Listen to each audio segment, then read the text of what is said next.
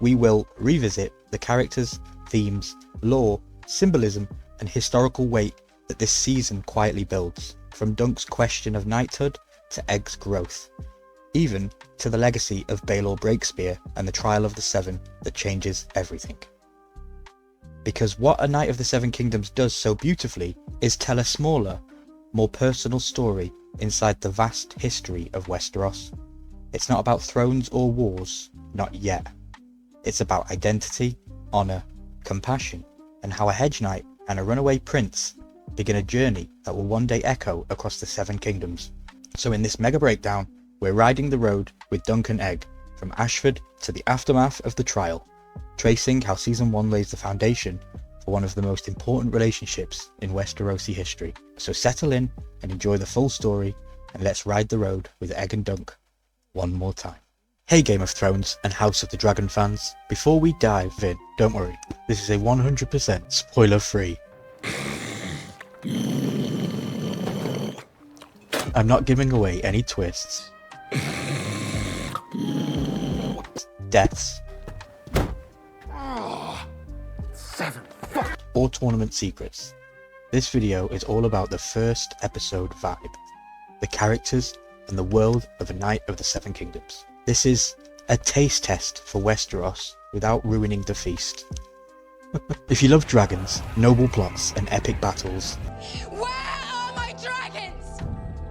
This show won't overload you. It's quieter, funnier and closer to the people on the ground. But don't mistake quiet for boring. There's charm, chaos, and a very tall hedge knight trying to make it in a messy world.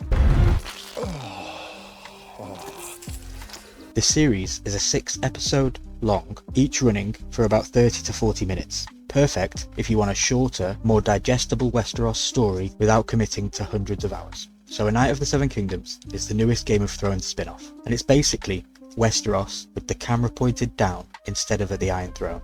Best season ever!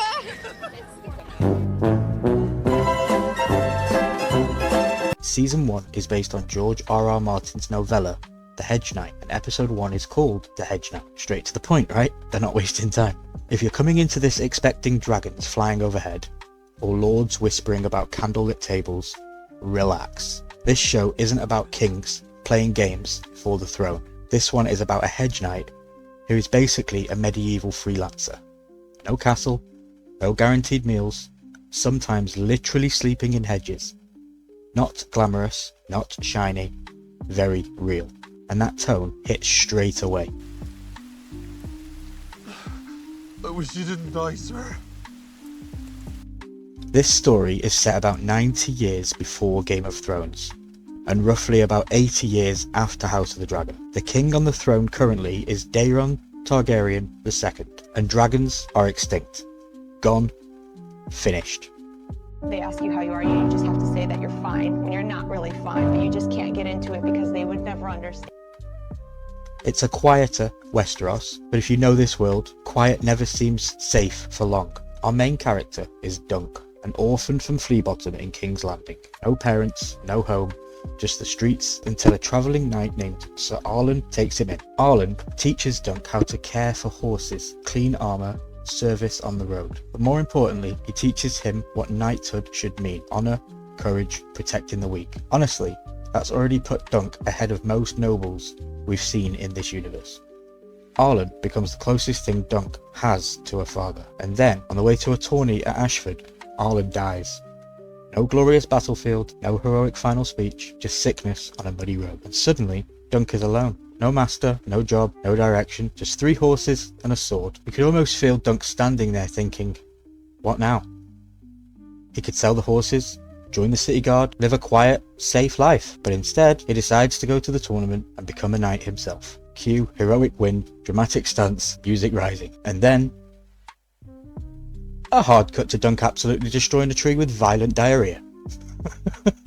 And that moment tells you exactly what the show is that you're watching. Heroic fantasy, but sweaty, muddy, awkward, and weirdly charming. Game of Thrones was about thrones and destiny. House of the Dragon was about bloodlines and dragons. A Knight of the Seven Kingdoms is about a guy trying not to starve, and honestly, that feels refreshing. On the road to Ashford, Dunk stops at an inn and meets Egg, a sharp, cheeky kid clearly bored out of his mind working. Egg wants to adventure. He wants to see knights. He wants something bigger than washing dishes in an empty inn. Dunk tries to say no, because being a hedge knight is tough. Plain food, sleeping outside, getting knocked around for a living. But eventually, he gives in. And just like that, so Duncan the Tall and Egg hit the road together. Their dynamic duo instantly works, like a grumpy old brother and an over-energetic little gremlin. When they reach Ashford, the place is alive. Tents, banners, market stalls, blacksmiths hammering steel, washerwomen hauling buckets, food cooking everywhere, noble knights showing off their colourful house sigils right beside ordinary people just trying to earn a living. And that's something this show does beautifully. It shows Westeros from ground level, not castles, not throne rooms, just everyday life. And Dunk walking through it all like he absolutely does not belong here, but he's committing anyway. There's also a quiet tension sitting under everything. To enter the tournament, you have to be a knight. Dunk says Sir Arlen knighted him before he died, but the story gently nudges you to wonder if that actually happened. And if it didn't, does it even matter? Because Dunk lives by the knight's code more than most title knights ever will. It raises a simple but powerful idea. Maybe being a knight isn't about the ceremony, maybe it's about the choices that you make. Then we meet Lionel Baratheon. Imagine confidence given human form. Loud, proud, charismatic, built like a strong cloud with legs. He takes one look at Dunk and immediately likes him. They drink together, they dance together, they stomp on each other's feet like absolute maniacs. And Lionel gives Dunk one piece of advice. The gods made you tall, so be tall. In other words, stop hiding and own yourself. And Dunk takes that to heart. He chooses his full name, Sir Duncan the Tall. Not just Dunk, not just an orphan, a knight with an identity. For the first time, you really see him believe it. But then, reality kicks the door in. If Dunk loses his first joust, he loses everything. Horse, armour, sword. For noble knights, losing is embarrassment. For Dunk, losing means he's finished. No gear, no work, no food. And that's the emotional hook of this story. The rich fight for glory, the poor fight for survival. Same battlefield, completely different stakes. By the end of the episode, Dunk and Egg sleep under a tree. No tent, no comfort, just open sky. A shooting star passes overhead. The noble knights in their silk tents don't see it, only the hedge knight does. And that quiet little moment tells you what kind of story this is. Not about the powerful, about the overlooked, about the ones trying to build a life from nothing. Now, in terms of adaptation from the book, this show stays very close to George R.R. Martin's original story. Many scenes and lines come straight from the book, but the show adds extra moments to deepen characters and expand the world. Faithful but fresh, which is exactly what this universe needed. So that's it for episode 1 of A Knight of the Seven Kingdoms. Mud, steel, honour, and one very tall man trying not to destroy his entire future in a jousting accident. Honestly, I'm fully on board for this journey. This is your spoiler-free review for episode 2 of A Knight of the Seven Kingdoms. Hard salt beef. And this show continues to do something very different in Westeros. No throne rooms, no grand speeches about destiny, just mud, memory, and a very tall knight trying to figure out who he's supposed to be. Episode 2 slows things down even more, but in a way that's quietly doing some heavy character work under the surface. This isn't about what happens, it's about what it means. By the end of this episode, Dunk isn't just fighting to enter a tournament, he's fighting to understand what knighthood actually is. On the morrow, we will show them what his hand has wrought.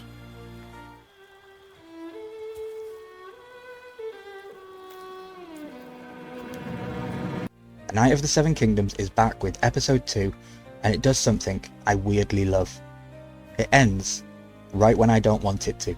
That same feeling from episode 1, you're just settling into Dunk and Egg's world, the quiet, the small conversations, the ordinary moments, and then credits. Now some people will say nothing really happened. It's slow, it's mundane, but that's exactly why this series works. This isn't Game of Thrones, where kingdoms shift every scene. This isn't House of the Dragon, where every family dinner feels like a political assassination waiting to happen. This is Westeros at ground level, and episode 2 fully leans into that. We aren't watching legend yet, we're watching a man trying to figure out if he even belongs in the story at all. What makes this episode smart isn't plot, it's character. Dunk spends most of this episode chasing a memory, the memory of Sir Arlen, his mentor, his father figure, the man who taught him what knighthood should be. But here's the painful part. The more Dunk talks about him, the more the world doesn't remember him. Lords don't recall his name, I know him not, man. stories don't line up, and even the great deeds that Dunk believed in start sounding smaller, fuzzier, like stories that grew over time. And you can see it slowly hitting him. If the knight he looked up to wasn't a legend, then what does that make Dunk? This is grief mixed with identity. Because losing Arlen isn't just losing a person, it's losing the image Dunk built his entire future around. Was I foolish? Did I misunderstand everything? Am I chasing something that doesn't exist? You can feel that weight building through the episode. At the same time though, Dunk is changing. In episode 1, he can barely speak to nobles. Now he's walking up to lords, knights, even royalty, trying to be seen. He's still awkward, still out of place, but there's growth there. It's like watching somebody try on an identity to see if it fits. Dunk meets members of the King's Guard, the most elite knights in the realm, but the show cleverly reminds us, even legendary knights are still men. They joke, they complain, they're human. It quietly challenges the romantic image of knighthood that we're all used to. And this show keeps reinforcing how different that world of great knights really is. Some of these men talk about honour, but also gossip, judge, hold grudges, act petty. The shine is fading. Dunk is starting to realise knighthood isn't a shining statue, it's flawed people wearing armour. There's also a puppet performance in this episode telling the story of a foolish knight and love. It may seem random, but it's actually a metaphor for Dunk. The message, sometimes being a fool, hopeful, kind, idealistic, it's what makes somebody truly heroic. And that idea carries straight into the jousting, because now we're watching Dunk measure real knights against the kind of knight that the story says truly matters. Before Dunk enters the tent with the knights and Targaryens, he meets Gwyn Ashford, the young girl this whole tournament is meant to celebrate. But she's being ignored, so she makes her own fun. She teases Dunk, spreads wild rumours and runs off laughing. In the book, she barely exists, but the show gives her personality. Dunk overhears Prince Baelor and Prince Maekar. Maekar complains about being forced to attend. The Targaryens don't have dragons anymore, so they have to show up and be seen to maintain authority. Tournaments are like royal PR now. We also learn Maekar's sons are missing, and his harsh attitude shows how brutally powerful fathers can be. Baelor, though, listens and treats Dunk with respect, showing that maybe true knights and good princes still exist. Sir Arlen of Pennytree. He never won a tourney that I know, but he never shamed himself either. Then there's the jousting scene. Dunk watches from the sidelines as knights clash in the lists, armour slamming, lances shattering, the crowd cheering. On the surface, it looks thrilling, even glorious, but for Dunk, it's complicated. He sees the strength, the skill, the tradition, and he feels both inspired and out of place. It's a mirror of his own journey. Here are men who are considered knights by birth or reputation. They're polished, trained, and expected to perform perfectly. And here's Dunk, still learning, still awkward, still trying to figure out if he even belongs. There's also something painfully human about it. The jousting isn't romanticised like it is in House of the Dragon. It's loud, sweaty, brutal. Some of these great knights are reckless, some petty, and some proud to a fault. Watching them, Dunk realises that knighthood isn't just about shining armour or winning tournaments. It's about character under pressure, something not everyone has. It's a small scene on the surface, but it's huge for Dunk. It shows the gap between what he thought knighthood was and what it really requires. And that gap is the heartbeat of this episode. And that leads into something this series does that Game of Thrones and House of the Dragon rarely did.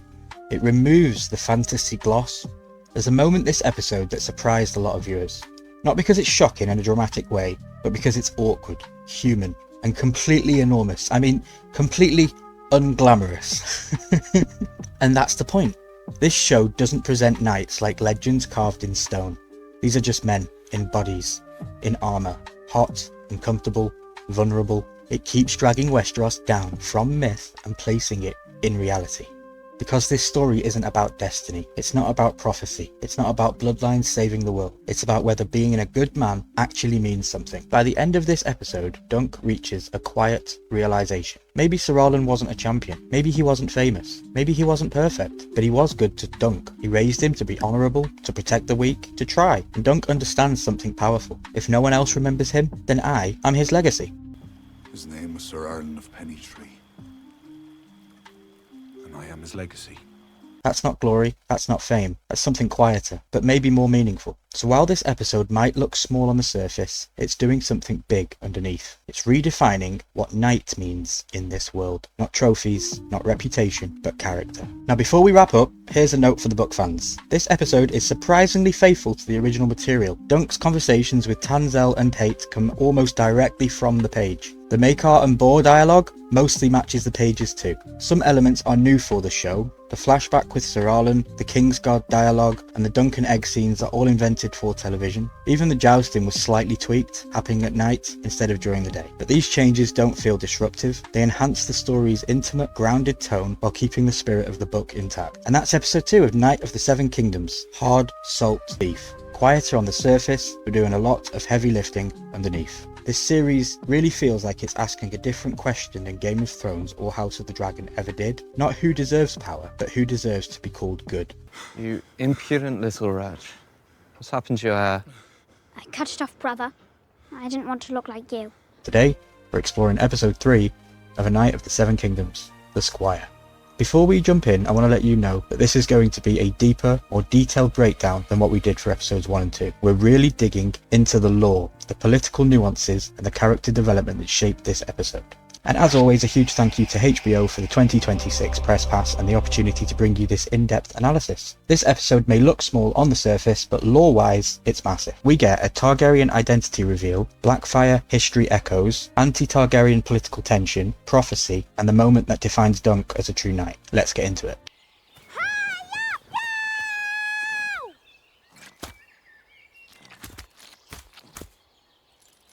Let's get into it. Jousting in Westeros isn't just a sport, it's politics in armour. In Westeros, a joust isn't simply 2 knights and 1 lance. It's a social, financial and political performance hosted by a noble house. And the host has a lot riding on how it goes. When a noble house hosts a tourney, they're not simply providing entertainment, they're staging a massive display of wealth, power and influence. Thousands must be fed, prizes funded, grounds prepared and security arranged. It's essentially a medieval PR campaign. A successful tourney tells the realm, look how powerful we are, look who rides with us, look who supports us. That means the outcome of events, especially the joust, reflects directly on the host house's prestige. A tourney is basically a medieval version of a PR campaign, a flex of wealth, a marriage market and a power statement. That's where the officials overseeing the lists, often called stewards, marshals, or masters of the lists, come in. On the surface, their job is to keep things fair, setting matchups, inspecting armors and horses, judging clean hits, and enforcing the rules. But in reality, they serve the host lord. And in Westeros, fair can be flexible. A host house pours a fortune into a tournament, food and drink for thousands, prize money, lodgings, decorations, musicians, and guards. They do this to gain prestige. If things go wrong, it can backfire badly. So there's strong incentive to influence. It's not always blatantly cheating, it's subtle shaping. How can a joust be fixed? Instead of obvious corruption, it's more like stacking the odds. A games master could manage the image of a house in several ways. Controlling the bracket, they could arrange the bracket so dangerous or more famous knights are eliminating each other early on in the rounds so that they knock each other out. They can give a favoured knight an easier path or avoid pairing certain rivals. Officials inspect lances, armour and horses. A strict inspection for one knight and a relaxed for one another. That matters. Rule interpretation. Jousts are judged on clean hits, breaking lances and unhorsing. Judges decide, was that a legal strike? Did the lance break properly? Was the fall fair? Close calls on hits or broken lances can go one way or the other. Grey areas equals influence. Why favour someone at all? Because the winner brings glory, and that glory reflects back on the house that hosted the spectacle. If a famous knight wins, they get prestige. If a knight allied with the host wins, political strength. If a future son-in-law wins, marriage politics. And if a local bannerman wins, loyalty reinforced. But if a nobody or a rival house champion dominates, that spotlight shifts away from the host. A badly run tournament can make a house look cheap, weak, or even disorganized. A successful one makes them look powerful, wealthy, and influential. So the games master isn't just running sport, he's managing the image of the house.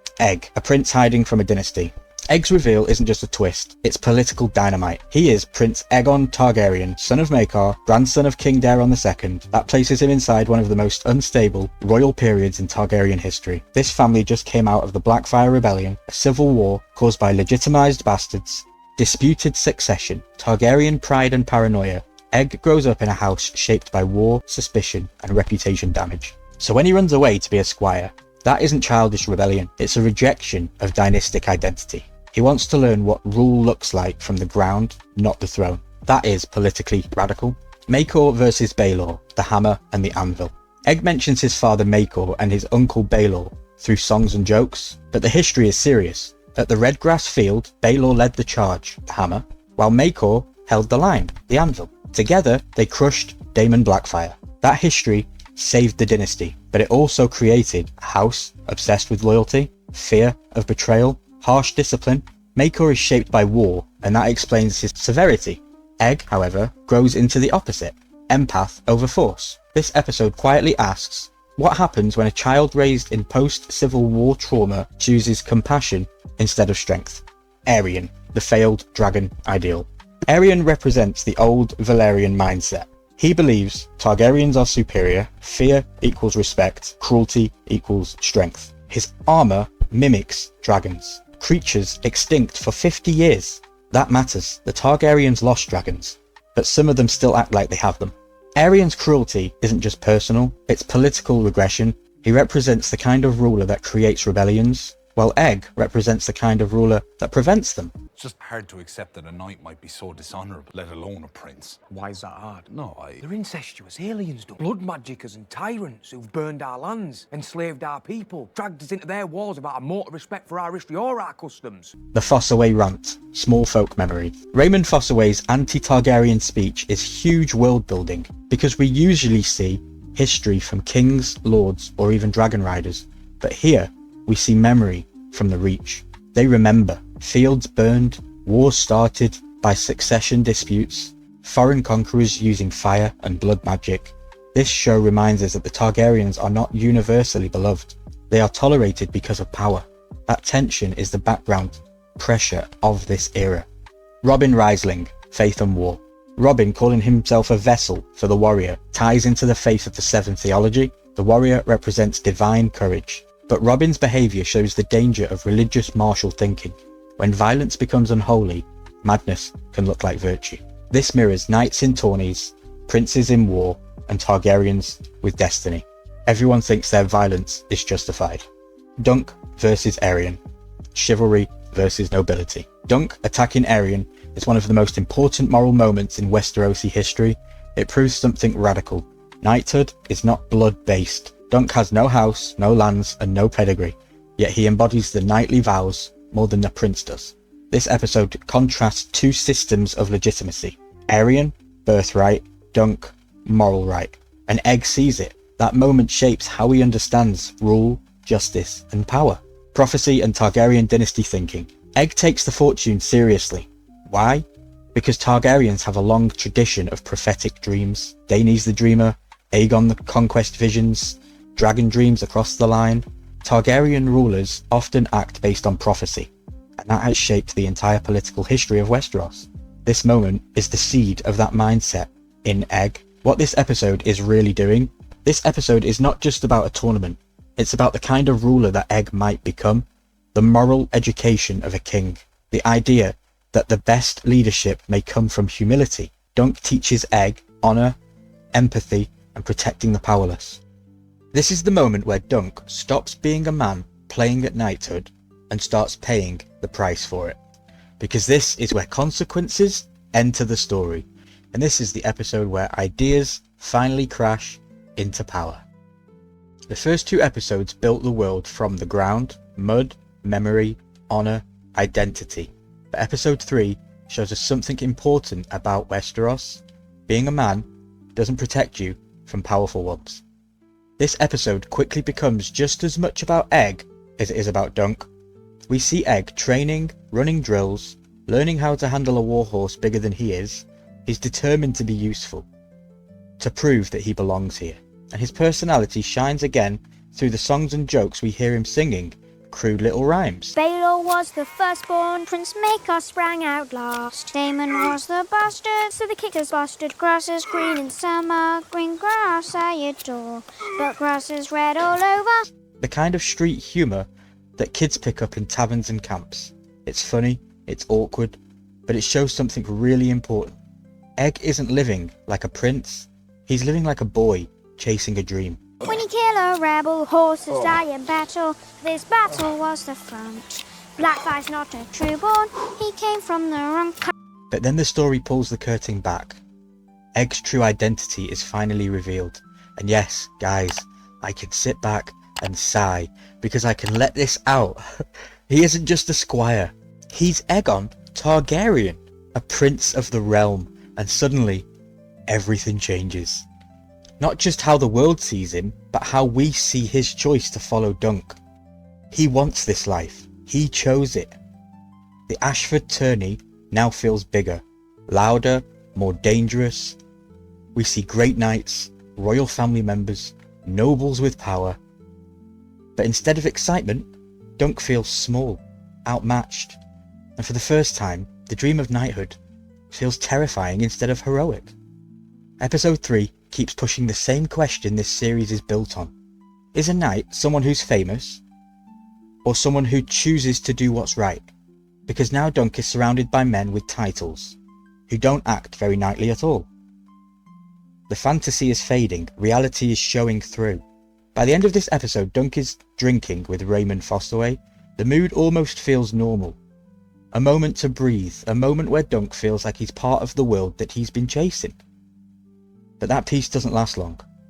Prince Aerion Brightflame arrives, and what happens next changes everything. Aerion attacks Tanzel during the puppet show. It's cruel, it's unnecessary, and it's done by someone who knows no one dares stop him.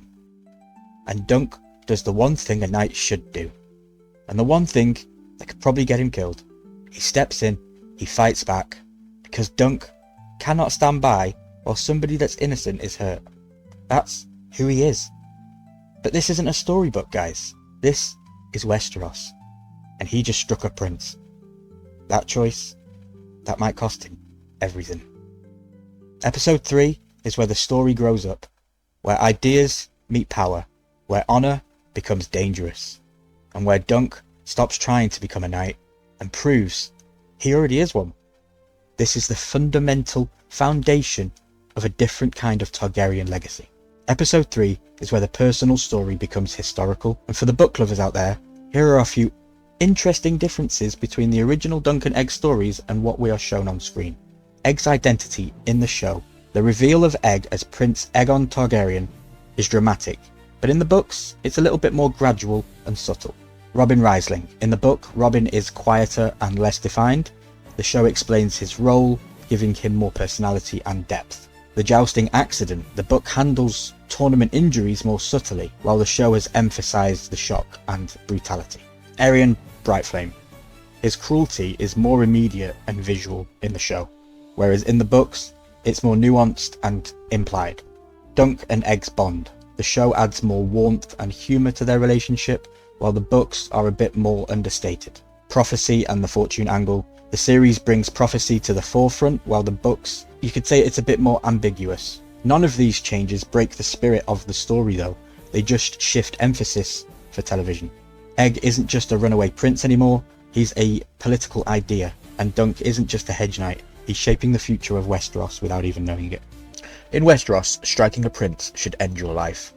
But episode 4 asks a more dangerous question. Into the world of Game of Thrones, House of the Dragon, and all things fantasy. In today's episode, we are exploring episode 4 of Knight of the Seven Kingdoms, and this one is called 7.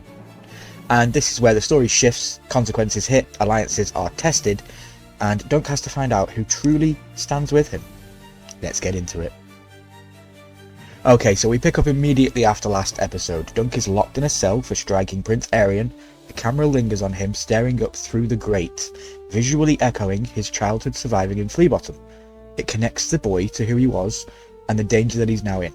No armour, no title, no egg, just reality. In the Hedge Knight book, Dunk spends an entire day and night in that cell. He genuinely believes that he might have been forgotten and left there to die. The show condenses this timeline quite a lot, but the emotional weight is still the same. The star imagery also matters deeply in the books. Dunk often sleeps beneath the open sky, staring up at the constellations like the crone on the crone's lantern. Being trapped under stone, unable to see the sky, is symbolic to Dunk. Knighthood promised freedom, and instead, he's imprisoned. The moment mirrors Ned Stark in the Black Cells, and also Jon's confinement at the end of Season 8 after no spoilers. Good men punished not for crimes, but for doing what they believed was right.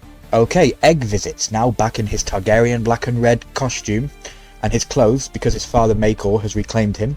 Baelor forces Egg to admit that he deceived Dunk, and it's a huge moment. Egg didn't mean to harm, but Baelor reminds him that intention doesn't erase consequences. Dunk's joke about all the Aegons is also a subtle nod to Targaryen history. This confession is lifted literally word for word from the novella. Egg explains that he chose Dunk not as a prank, but because Dunk represented what knighthood was supposed to be. This matters because Aegon V could possibly later rule as one of the most small folk, kind, friendly kings in Westerosi history. Serving a hedge knight, eating hard bread and living rough helps shape the man he could become. Baelor lays out the situation. Because Aerion is the accuser, Baelor can't simply protect Dunk. Even as hand and heir, the law bides him. Dunk's choices are one of two options: lose the limbs that he struck Aerion with, or demand a trial by combat. When Dunk says that all knights swear the same oath, you can see it land with Baelor. He believes that. Baelor understands something crucial. Without dragons, Targaryen rule survives on trust and restraint. He knows Dunk did the right thing, but he also knows the realm would fracture if princes were seen as untouchable tyrants. That tension defines the burden that Baelor carries. After the hearing, Aerion changes everything. He demands a trial by 7, instead of a normal trial by combat. 7 champions on each side, tied to the fate of the 7. It's ancient, it's rare, and it's politically explosive. Targaryens fighting Targaryens again. A trial by 7 is one of the oldest Andal traditions. The belief is simple: if 14 knights fight before the gods, the innocent will prevail. Most knights present have never even seen one. The last known trial by 7 happened nearly a century earlier. Aerion isn't just escalating, he's making Dunk a public example. Aerion thinks Dunk can't find 6 men. Dunk is a hedge knight, no house, no power, no army. If he can't gather 6 champions, he loses automatically. It's a trap. Dunk is released to find fighters. Dunk returns to the camp. Raymond Fossaway tries to help. Stefan Fossaway loudly declares for Dunk, speaking of honour and glory, but the show plants doubt. It feels performative. In the book, Stefan's betrayal is even crueler. He openly boasts about becoming Lord Fossaway and mocks Raymond for clinging to honour.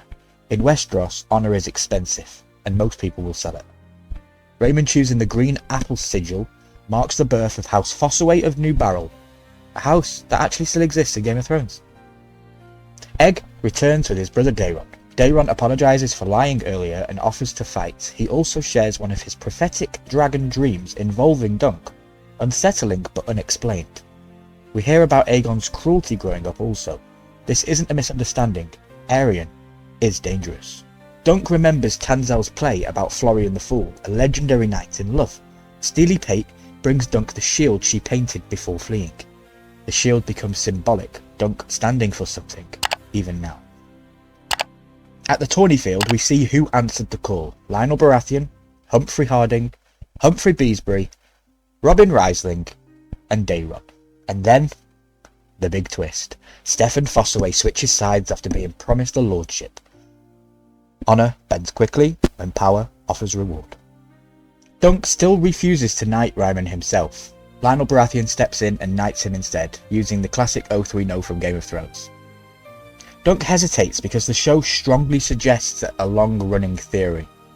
Dunk may never have been knighted, formally, by Sir Alan. Lionel stepping in matters because legitimacy passes man to man, not through ceremony. I'd love to know in the comments down below what you guys think about Sir Alan. Did he really knight Dunk? Or is Dunk lying? I'd be interested to know. Dunk addresses the crowd. He speaks about knighthood, Sir Arlen, and protecting the innocent. Most knights look away. Being good in Westeros is dangerous. Then it happens. Baelor rides in. He joins Dunk's side. Not because it's safe, not because it's political, but because it's right. That's the emotional climax of this episode. I was so happy when he came out. Okay, guys, so I want to just expand a little bit on the book knowledge and a little bit on how the show expands on that. So what the show I found expanded in this episode was Baelor's role and his moral conflict, visual symbolism with rain, stars and confinement, and the trial of Seven as a looming catastrophe. What stays faithful to the books is Egg's confession, Aerian's cruelty, Stefan Fossaway's betrayal, and Raymond's knighting. All that happens as well in the books. So yeah, what the show improves though, emotional clarity, character-driven morality, and the cost of honour. In the book, Dunk explains his value through thoughts. In the show, his actions do. And that makes him dangerous. Okay guys, episode 4 isn't about fighting, it's about choosing sides. Who stands for honour, who stands for power, and who stays silent. Next episode, the trial begins. And a Knight of the Seven Kingdoms is back with episode 5, In the Name of the Mother. And I feel like I say this every single week now, but this episode might be my favourite episode yet. Because the Trial of Seven, here, is exactly how I always wanted to see medieval combat in Westeros. It's not clean, it's not heroic, and it's not cinematic swinging swords. Sorry, Oberyn.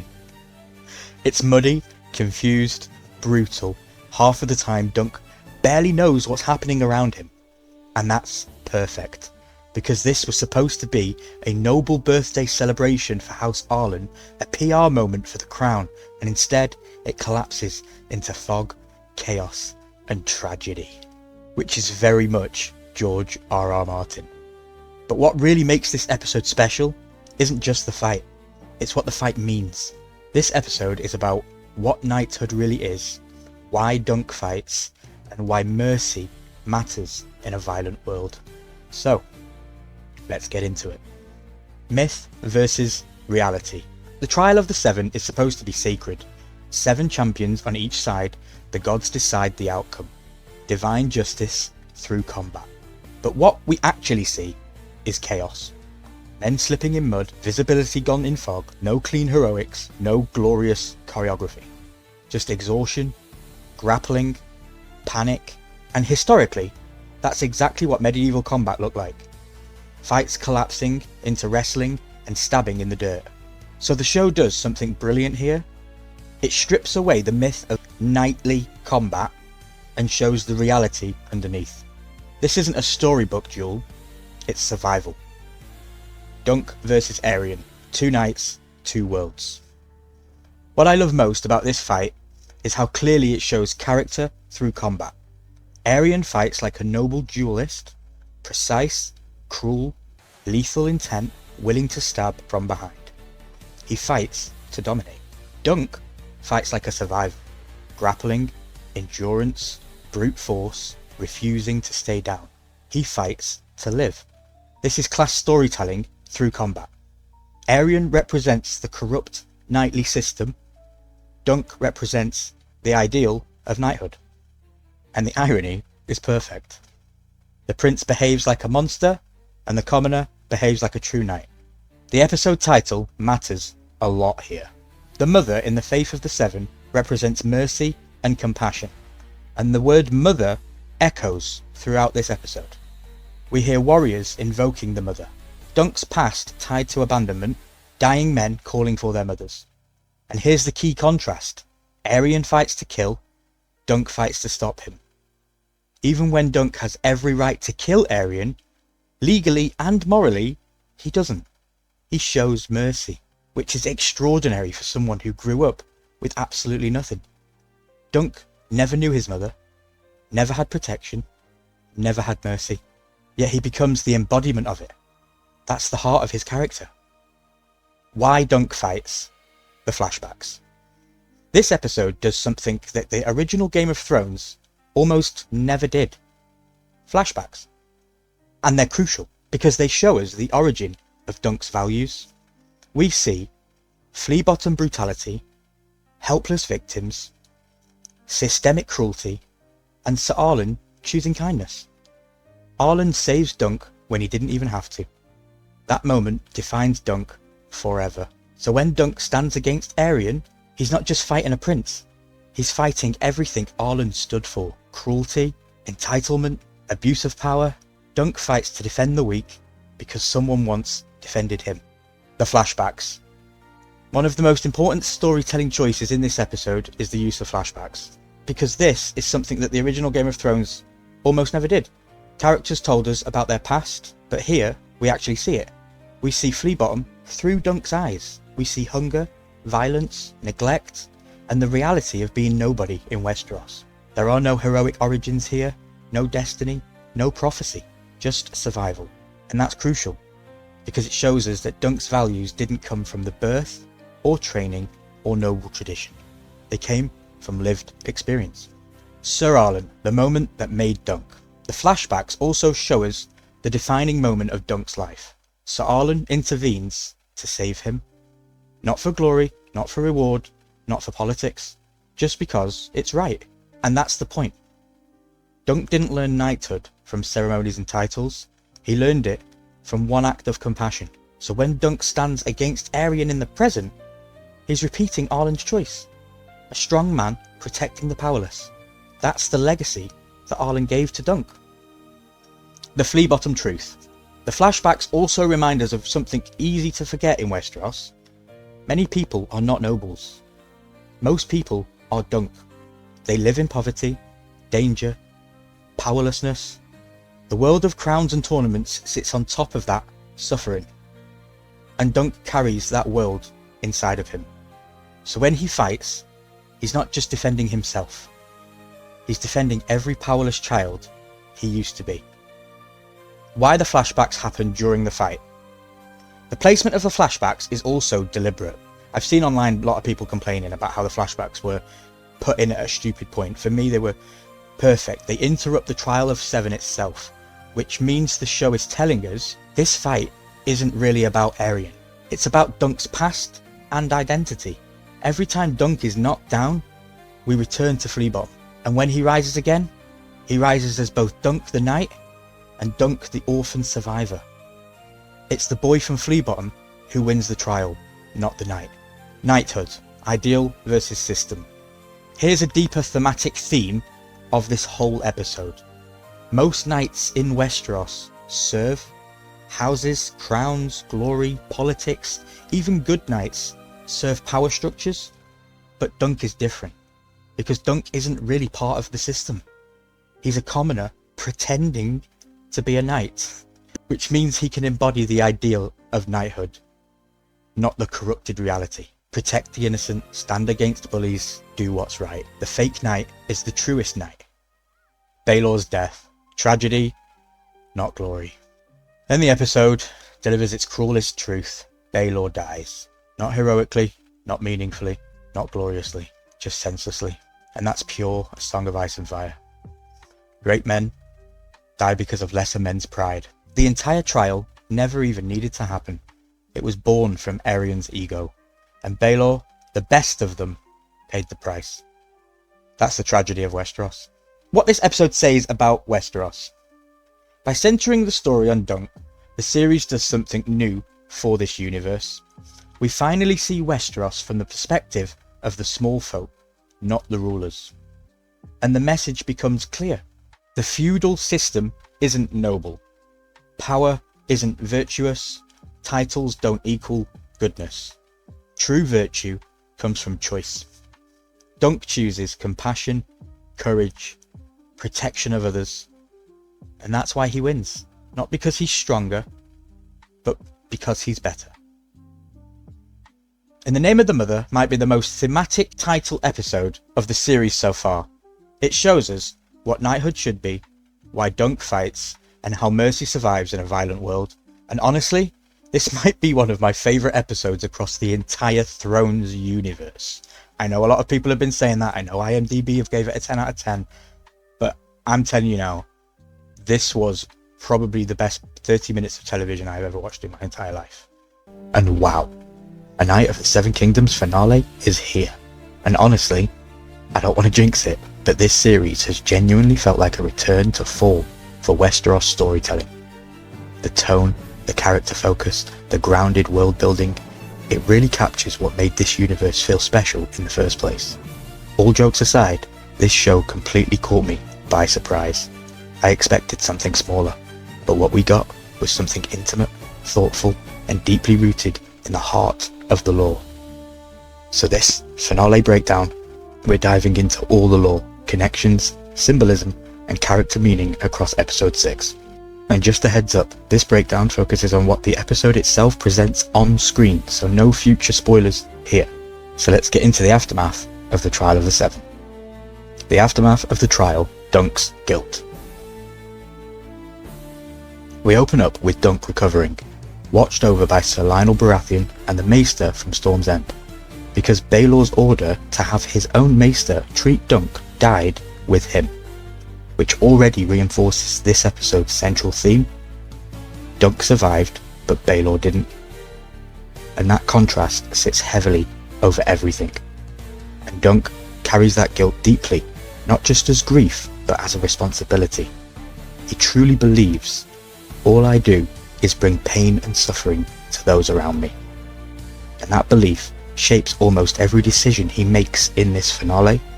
It informs us how he sees himself, his worth, and his place in the world. Lionel Baratheon, friendship and foreshadowing. Lionel's invitation to Storm's End is more than hospitality, it's loneliness. Storm's End is dull to him. He wants Dunk as a brother, someone real, someone grounded. There's a sincerity in how he reaches out that contrasts with courtly politics. And his mention of Tarth is extremely important lore, because George R.R. Martin confirmed Brienne of Tarth is descendant from Dunk. A common theory suggests that Dunk fathered a child with one of Egg's sisters, later married into House Tarth, explaining Brienne's height and Dunk's shield preserved at Evenfall. So even here, the finale quietly links Dunk's story to the wider history we know from Game of Thrones. The wound and the Hedge Knight, symbolism. Dunk's wound has mortified, essentially gangrene. It's severe, dangerous, and lingering. And the scene is framed beside a hedge and elm tree. That's deliberate symbolism. The Hedge Knight beneath his sigil, the knight who survives, but marked by death. He lives, but not unchanged. Baelor's death, how history remembers. Lionel calls the tournament wonderful, and that contrast is crucial. For Dunk, tragedy. For nobles, legend. History will remember the glory, not the cost, which mirrors how Westeros always reframes violence into honour, turning suffering into story. The question of Dunk's knighthood. The finale also returns to the central ambiguity. Was Dunk ever knighted? The show leans strongly towards no. His hesitation with Raymond, Arlen's unfinished promise, George R.R. Martin's own words, Dunk is a knight who may not be a knight, yet behaves more like a true knight than most. So the series reinforces its core thesis. Knighthood is defined by action, not ceremony. War is coming. Era foreshadowing. Lionel's warning of war hints that the peace in Westeros may not last forever. There's a sense the realm is only temporarily calm. So the finale quietly replaces Dunk and Egg's story within a larger historical moment, a world still shaped by past conflict and uncertainty about what lies ahead. Baelor's funeral, Targaryen politics. Baelor's burning follows Targaryen tradition without dragons. And the attendees matter. Maekor, grieving father, brother, Kingsguard survivors, Dondarrions, kin through marriage, and notably absent, Aerion, wounded, Daeron, likely too distant. The composition shows the dynasty reshaped overnight, power, grief, and succession all shifting in a single moment. Raymond and the Green Apple legacy. Raymond's arc quietly concludes beautifully. He defeats his cousin, wins a lover, begins his own path and legacy. It's a small scale, almost humble, yet meaningful. A grounded success story that mirrors Dunk's own humble journey. Maekor's offer, Summerhall. Maekor offers Dunk position, training, residence, Egg as squire. An extraordinary elevation from a hedge knight. Yet Dunk refuses, because he believes he destroyed those near him. Again, guilt guiding honour. Egg, the last son. Maekor calls Egg his last son, literally because he's the youngest, and figuratively because he's the last hope. The others failed. Aerion, cruel, Daeron, drunk, Aemon, absent. Egg is the only one who can still be good, and Maekor believes only Dunk can shape him. The Penny Tree, Arlen's legacy. Dunk leaves a penny at the elm. The Penny Tree origin. Soldiers once pinned pennies before war, retrieving if they returned. Many never did. So Dunk honours Arlen, and survival itself. Beesbury and Harding, the other dead. The bee-filled coffin honours Sir Humphrey Beesbury, and reminds us, Baelor wasn't the only loss. The trial of the Seven killed multiple knights, which again reframes the heroic event as mass tragedy rather than triumph. Daeron, nature versus nurture. Prince Daeron's conversation is pivotal. Was Aerion born mad or shaped? He suggests upbringing matters, which inspires Dunk. Arlen shaped him, he can shape Egg. Egg, the future he may become. The finale quietly suggests that Egg's experience with Dunk could shape the kind of ruler he might one day become. Because he's learning compassion not from court, but from the road, from hardship, from empathy, from lived experience. Egg and Aerion, the darkest moment. The most shocking addition, Egg attempting to kill Aerion, driven by fear and hatred, until Maekor intervenes silently. No anger, only understanding. It's a father recognizing his failures and the damage within his own family. Dunk accepts Egg. Dunk finally agrees on one condition. Egg lives as a hedge knight. No privilege, no palace. The road. Which is exactly how Arlen shaped Dunk. Sweetfoot and poverty. Dunk leaves poorer than he arrived. No prize, lost horse, lost gear. Raymond repays him with Sweetfoot. Friendship replacing wealth. Loyalty over coin. Storm's End, a path not taken. Lionel offers service again. Dunk refuses, choosing the uncertain road over comfort. Because Dunk's place isn't in castles, it's on the journey. The road ahead. Egg joins Dunk, disobeying Maekor, and suggests heading south, following Tanzel, following Arlen's path, and following destiny. Final symbolism. Arlen's spirit turns away. His journey ended. Dunk and Egg ride forward. Their journey is now beginning. And that brings us to the end of the complete Season 1 journey through A Knight of the Seven Kingdoms, from the tawny fields of Ashford to the tragedy of the Trial of the Seven, to the quiet road where Dunk and Egg ride out together. This season told a smaller story than most Westerosi tales, but one with enormous heart, because at its core, this isn't a story about crowns and conquests. It's about what makes a true knight, what shapes a good king, and how two unlikely people change each other's destinies. If you've watched all the way through this mega vlog, thank you. Seriously, it means a lot to share this world with people who love it as much as I do. Let me know in the comments what was your favourite moment from Season 1, and what are you most hoping to see when the story continues. I'll be back with more Westerosi content, and of course House of the Dragon coverage. Until then, thanks for riding on this road with me, and I'll see you in the next one.